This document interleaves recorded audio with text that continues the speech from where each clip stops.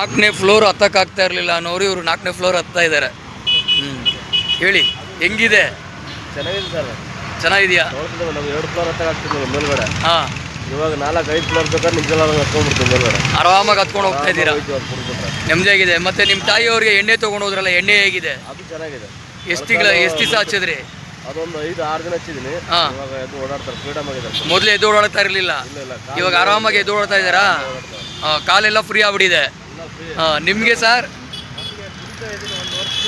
ಹಾಂ, ಇದು ಚೆನ್ನಾಗಿದೆ. ಕುಡಿದು ಶುಗರ್ ಎಲ್ಲ ಇತ್ತು, 1 ವಾರದಲ್ಲೇ ಇದ್ರ ಎಫೆಕ್ಟ್ ಗೊತ್ತಾಯ್ತು.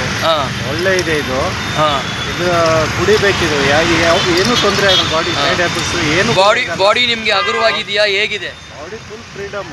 ಫುಲ್. ನಮ್ಮನ್ನ ಇವಾಗ ಭಾರ ಇರೋರ್ನ ಚಿಕ್ಕ ಹುಡುಗನ ನಮ್ಮನ್ನ ಎತ್ಕೊಂಡು ಹೋಗೋದು, ಆ ಥರ ಭಾರ ಡೌನ್ ಆಗಿದೆ. ನಿಮ್ಮ ಮನಸ್ಸಲ್ಲಿ ಆ ಥರ ಉಲ್ಲಾಸ ಕಾಣಿಸ್ತಾ ಇದೆ.